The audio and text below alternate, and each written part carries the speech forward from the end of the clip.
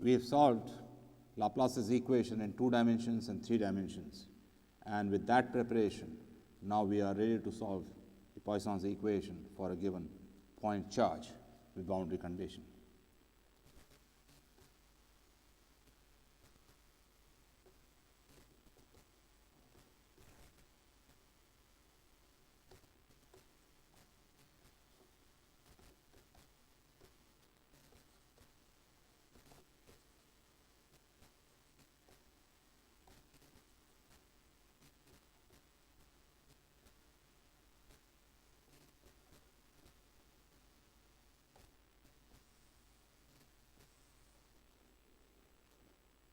What we do in this is essentially write the solutions for Laplace's equations and then try to write them in such a way that we satisfy Gauss's law for a given charge, or what I'll call the Flux Rule, and I'll explain that.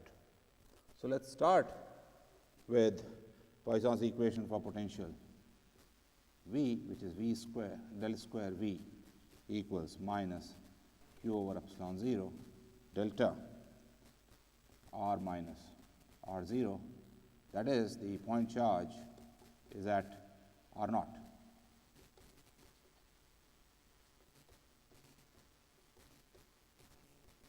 Now, we will be using Cartesian, cylindrical, and spherical coordinates, and therefore, first let me express this delta function in terms of these coordinates.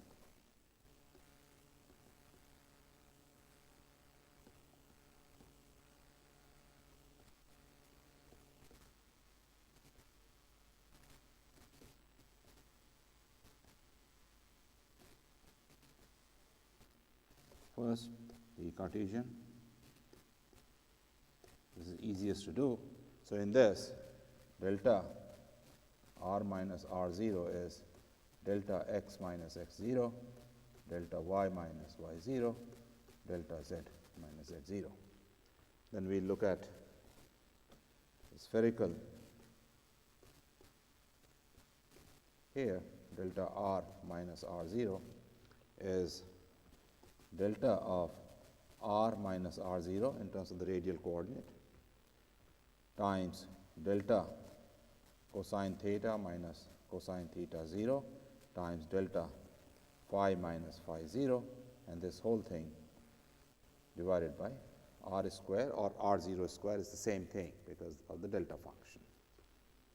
And then finally, we have the cylindrical coordinates.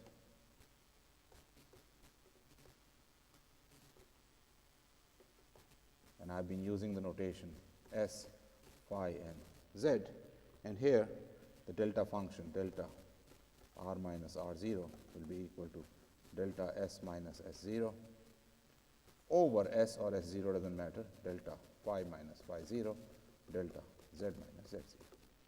So these are the way we write these delta functions. So a point charge, when represented in these different coordinate systems, will have the functional dependence of its density would be like shown. I want to give you a problem here, confirm that expressions given above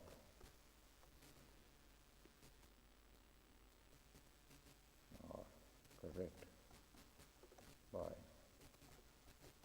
explicit integration.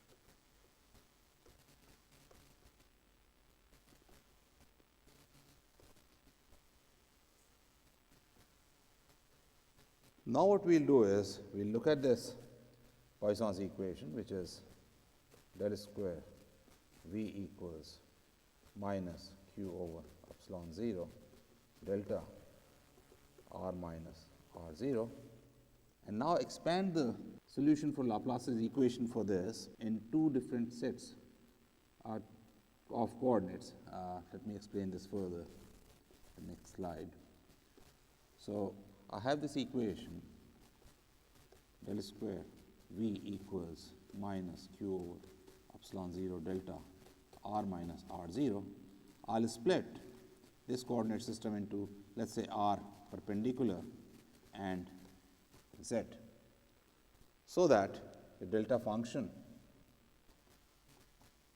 minus r 0 is delta r perpendicular minus r perpendicular 0 delta z minus z 0, symbolically, as z could be anything. And similarly, I write my solution v as v perpendicular, a function of r perpendicular, and z by separation of variables.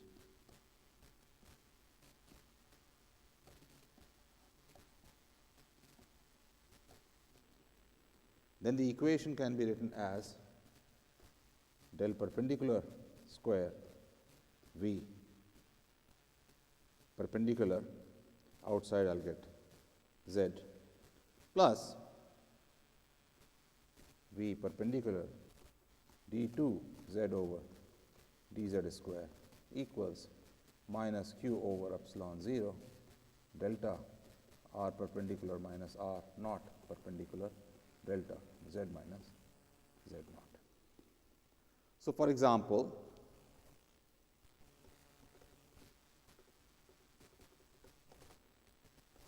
in Cartesian coordinates,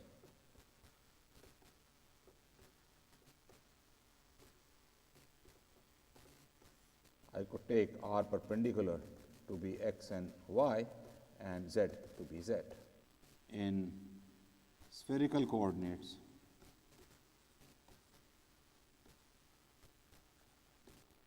I could take r perpendicular to be theta and phi and z to be r, or some other combination if I like. In cylindrical coordinates,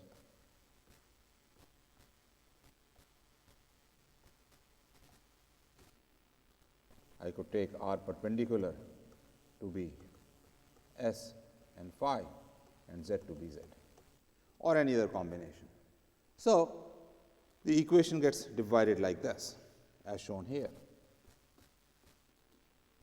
So, I have z del perpendicular square v perpendicular plus v perpendicular d2z over dz square equals minus q over epsilon 0 delta r perpendicular 0 delta z minus z 0. Now, you notice that v will be continuous everywhere except at the charge position where it is singular. So, we will keep away from that point and we will use the flux rule at that point. So, therefore, if I take this equation which I had written earlier, z del perpendicular square v perpendicular plus v perpendicular d2z over dz square equals minus q over epsilon 0 delta r perpendicular r minus r perpendicular 0 delta z minus z 0, and divide the space from 0 to z and z naught onwards. So, if I have this point z naught somewhere, I am writing everything symbolically.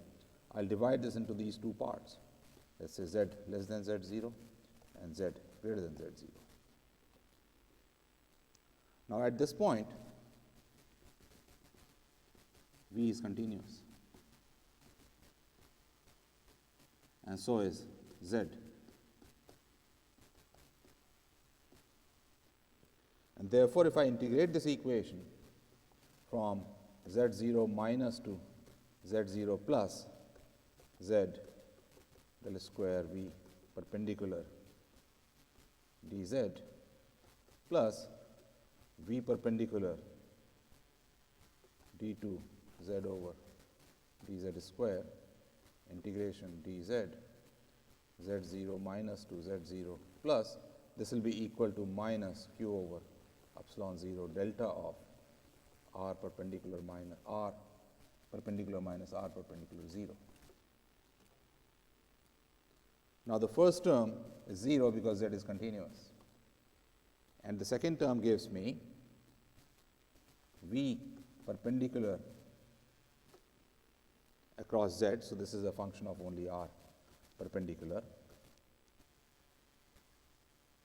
dz over dz at z0 plus minus dz over dz at z0 minus equals minus q over epsilon 0 delta of r perpendicular minus r perpendicular 0. This is my key equation. It relates the discontinuity in the electric field across q to the charge, and this v perpendicular has expansion coefficients in it.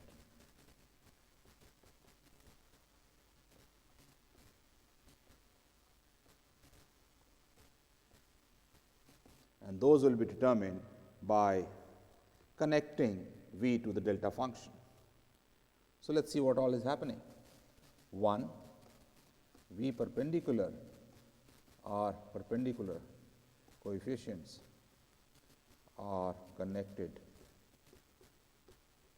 to delta r perpendicular minus r perpendicular 0, and 2, this discontinuity delta dz dz is connected to q over epsilon 0. In a way, this rule that I have just written will be called the flux rule.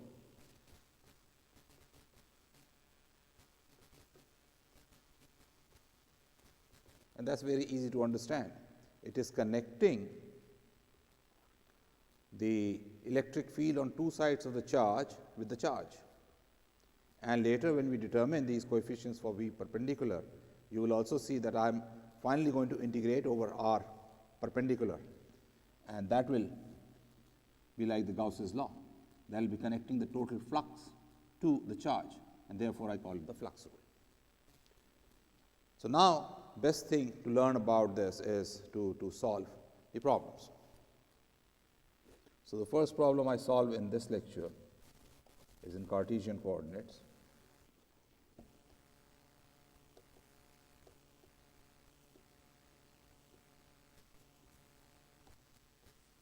And I have a rectangular box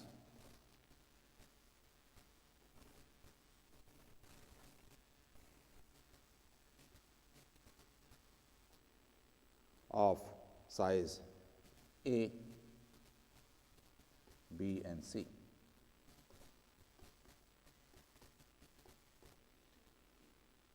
This entire box is grounded,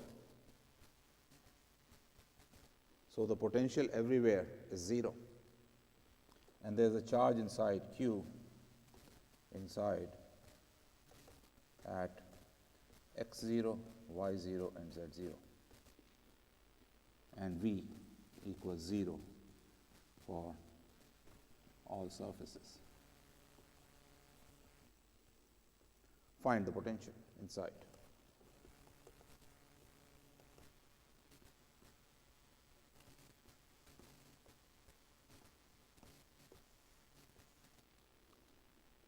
So, first let's look at the solution in Laplace's equation. That solution would be x, y, z equals summation mn a mn sine m pi over a x sine n pi over a of b y times sine hyperbolic or cosine hyperbolic of pi over c square root of m square plus n square z. I have chosen one particular form, sine for x and y, and cosine and sine hyperbolic for z. I could have chosen any other combination.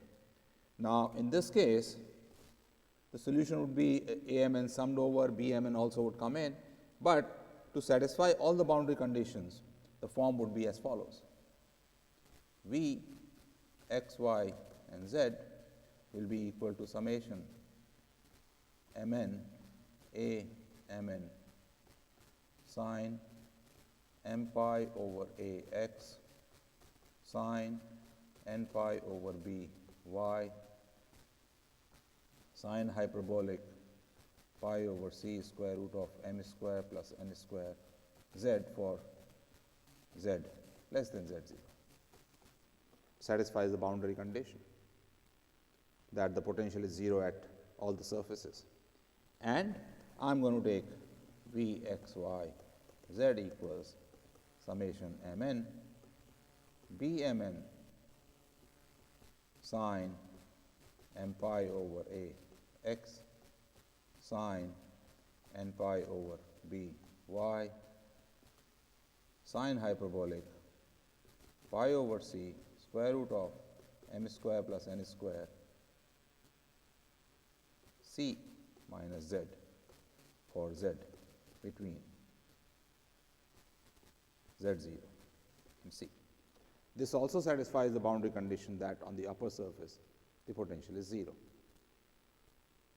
If you wrote the whole thing in terms of different coefficients and tried to match the boundary condition, you will end up getting this form of sine hyperbolic. So I have just written it right from the beginning.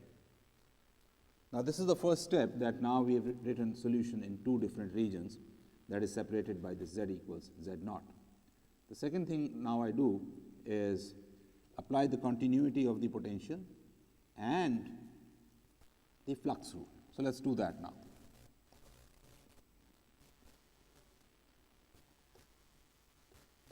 Continuity of V x y z across z0 will give you a mn sine hyperbolic pi over c square root of m square plus n square z0 equals bmn sine hyperbolic of pi over c square root of m square plus n square c minus z0. And this relates amn and bmn. This gives you that bmn is equal to sine hyperbolic pi over c square root of m square plus n square z0 divided by sine hyperbolic pi over c square root of m square plus n square c minus z0 amn. Now I have only one coefficient to determine, that is amn, and for that now I'll apply the flux rule.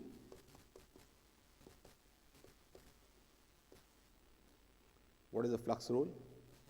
V perpendicular dz over dz z0 plus minus dz over dz z0 minus, this is actually full derivative, is equal to minus q over epsilon 0 delta x minus x0 delta y minus y0. So this whole thing can now be written as summation bmn sine m pi over a x sine n pi over b y cosine hyperbolic of pi over c square root of m square plus n square c minus z0, this will be the minus sign, minus the sum is over m and n, summation amn sine of this x and y cos hyperbolic of all this pi over c square root of m square plus n square z0 is equal to minus q over epsilon 0 delta x minus x0 delta y minus y0.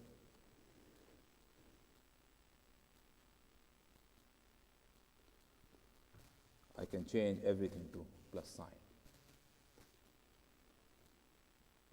Now it is clear why it is the flux rule.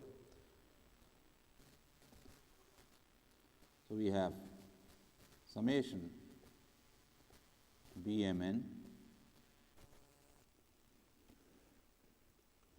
there will be a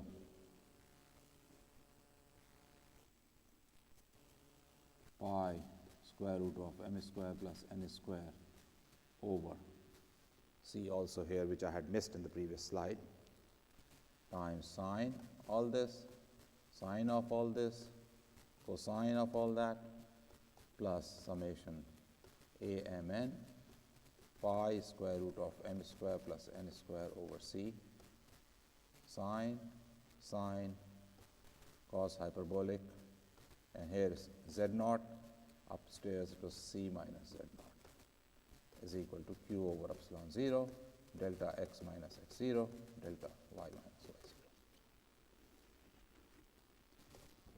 So if we integrate over x and y, the condition above is equivalent to integration E dot ds equals q over epsilon 0, where the volume enclosed is as follows.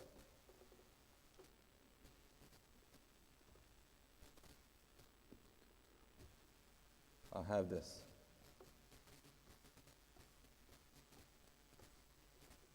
box,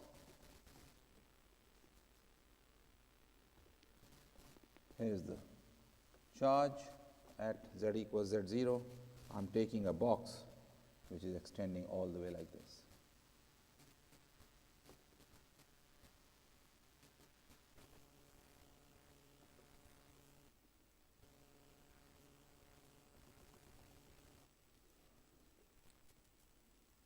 And I have taken E here, E here,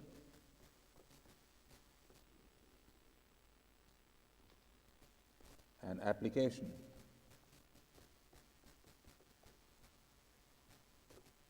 of Gauss's law on this box gives you this. That's why this is a flux rule.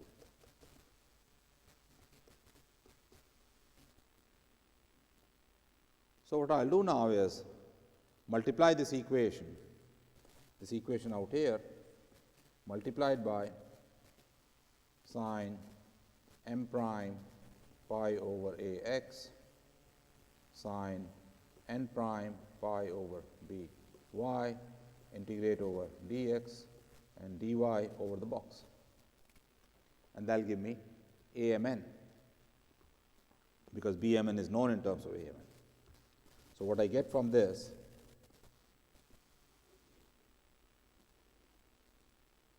is Amn is equal to 4q c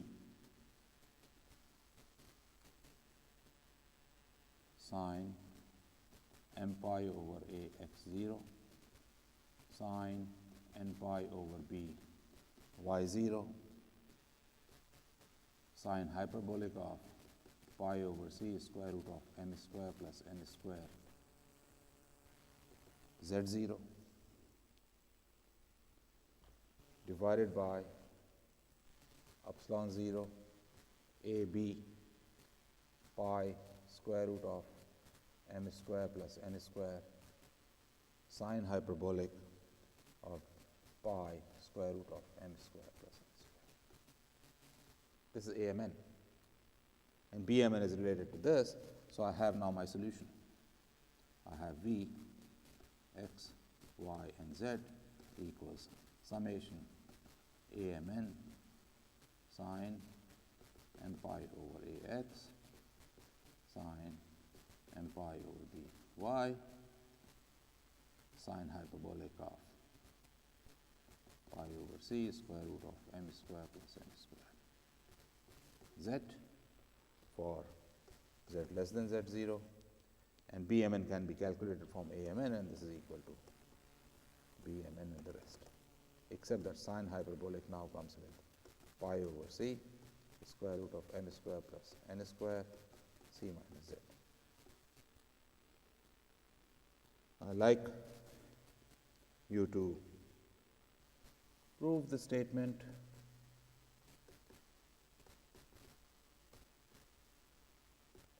of flux rule. I'll also like you to confirm the solution provided.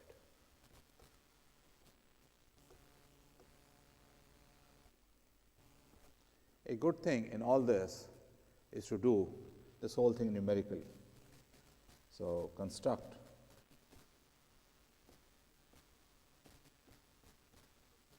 equipotential surfaces inside the box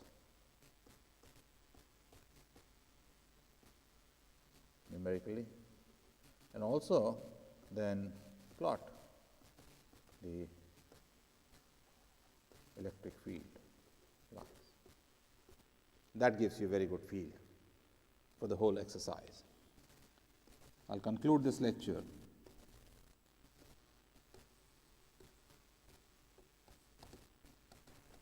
we learned how to